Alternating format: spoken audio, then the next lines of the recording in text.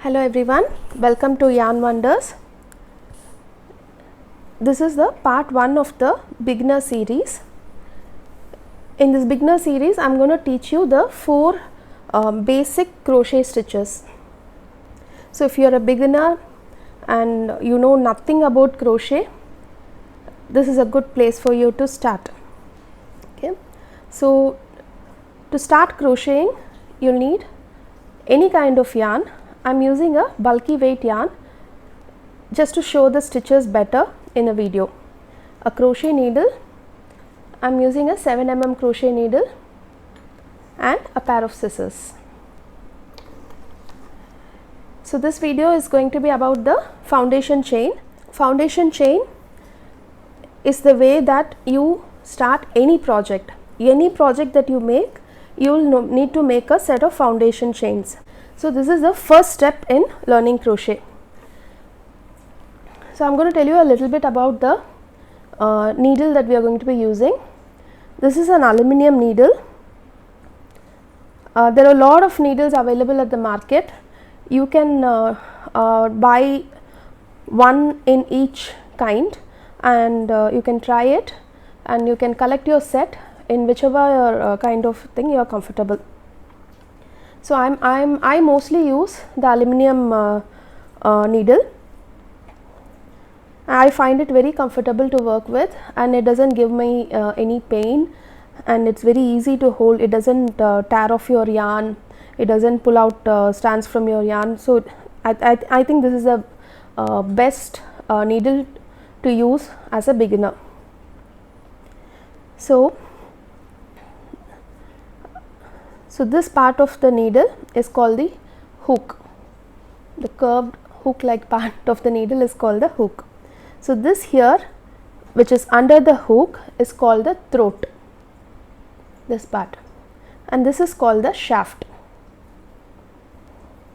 and this is the thumb rest. Don't stress about the anatomy of the needle too much, it is just a basic thing that you can know. So now there are 2 ways to hold your needle. One is the fork method, like how you hold a pen, or this is how you hold a pen or pencil, right? So this is this is how you use a fork. So this is the fork method. The fork method is if you also knit. I find lot of knitters using this kind of a method to hold the crochet hook, because I think this is how you know when you hold the knitting needle also. And the other one is the knife method, like how you butter your toast, like holding a butter knife. You can try both these options and find out the one you are comfortable with. Okay.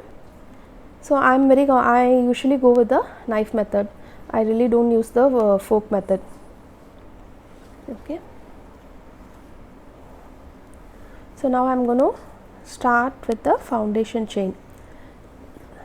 So the part of the yarn that is connected to the ball of your yarn is called the working end of the yarn. The other part is the loose end. So to make a foundation chain, the first step is to make a slip knot. To make a slip knot, hold the working end of your yarn in your hand, stick out your forefinger, wrap the yarn twice around your forefinger. Now bring the stand that's behind here to the front, over the front stand. Again pull this out, bring it all over your finger. So now you have a slip knot. So you know if you have got your slip knot right, if you are able to adjust the size of your slip knot just by pulling out the working strand of yarn. So this is a slip knot. I'm just going to shorten the tail here.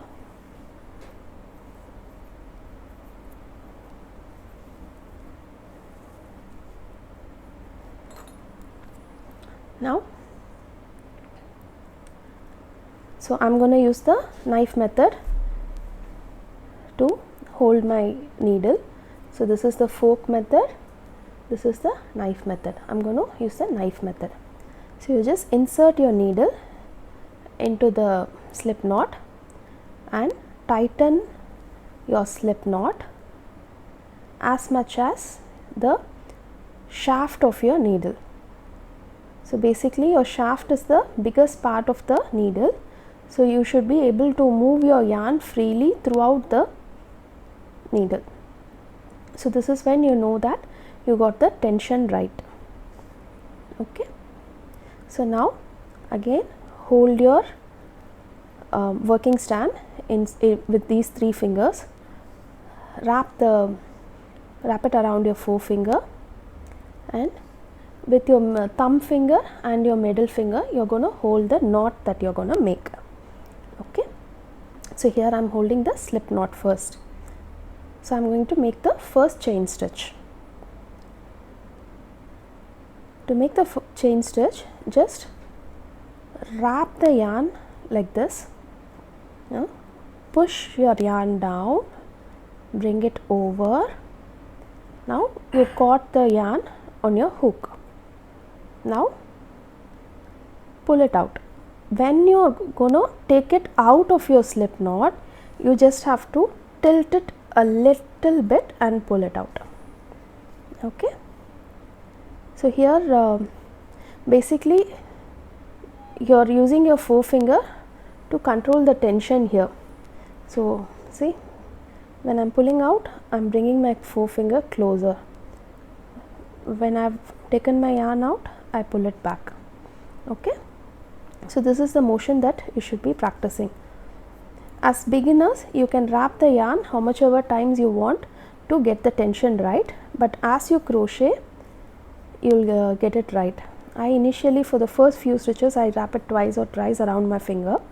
Once I get the hang of the work, it's just very easy for me to handle.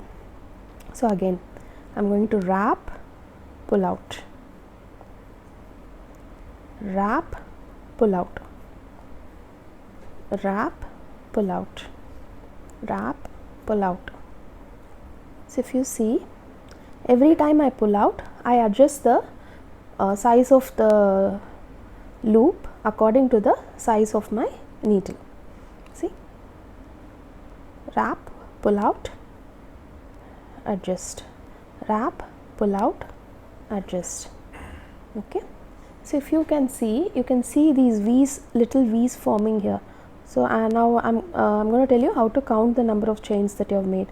So you just have to count the V's. 1, 2, 3, 4, 5, 6, 7. I made 7 chain stitches. I want to make 10. 8, 9, 10. Okay. So I'm going to show you something about the foundation chain. So the V's that you have here are called the front and back loops. That is, this is the front loop and this is the back loop. Okay. And you have some loops. If you look closely, you will notice some bumps here.